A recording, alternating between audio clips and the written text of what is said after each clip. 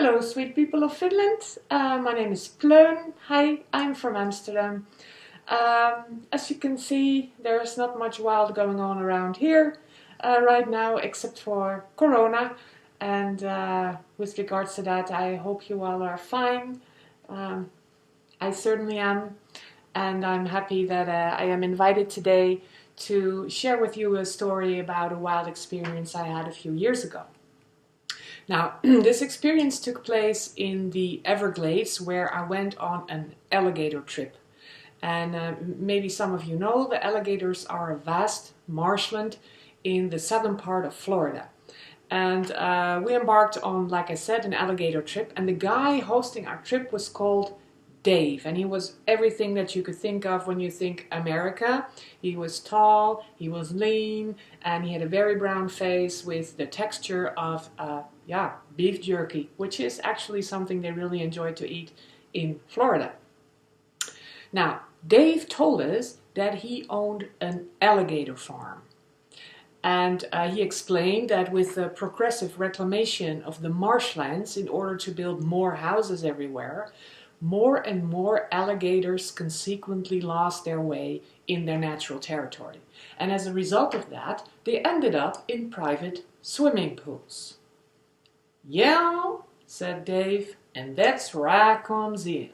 You know, we almost hunted them down to extinction, so you can't just shoot them anymore. No, they got to be saved.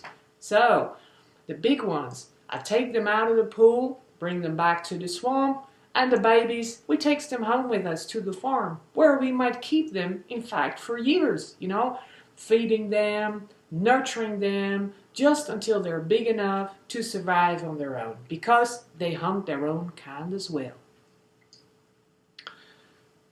Now, it was a really hot day.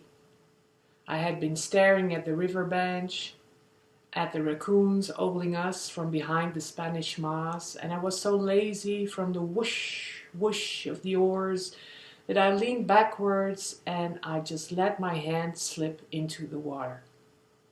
And Dave was with me in an instant. Don't do that! You know, these gators may weigh like 700 pounds, but they're still quick as hell, you know. They might speed up to 80 miles an hour if they want to attack, and especially if they can do it from the water. Wait, I'll show you. He took a stick from the bottom of the boat and put a piece of meat on it. And then he held out the stick high above the water outside of the boat. And bam! Just like that. A 4-meter alligator shot up, fully upright in front of the boat. It snatched the chicken from the stick and disappeared again within a surge of water. "All right," Dave proclaimed. "That's Elvis. Lived on my farm for more than 5 years. Got to know me good too. He knew what times I'd be at work, where I show up at specific places with food, you know. He'd be there, like clockwork, just like today." And he leaned over to me then and he said, "You know, you think, that after 5 years you get to know each other? But these guys, man, they don't really give a damn. They have been here for more than 40 million years. To us, we're just, to them, we're just rookies. Showing off with our 3-pound brain, evolving with the speed of light and all. They haven't changed a bit since they set foot on this planet. Didn't have to. They were perfect survival machines from the start.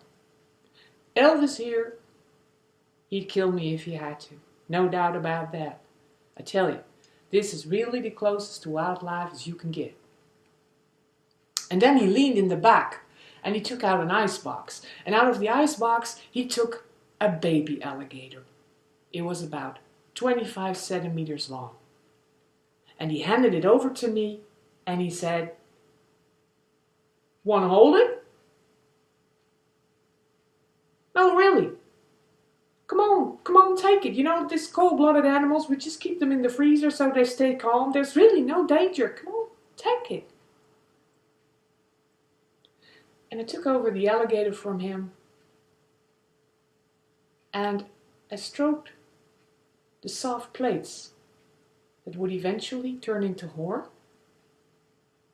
And I could feel the itching of his tiny claws, still so small. And I could touch the slow rising of his cold and smooth belly.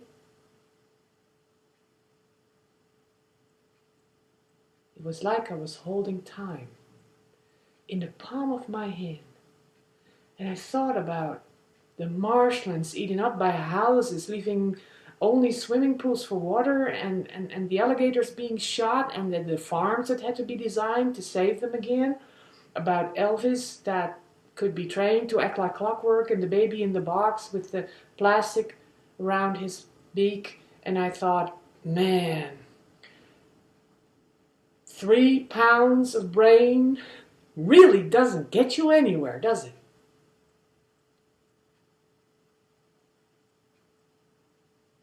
Thank you.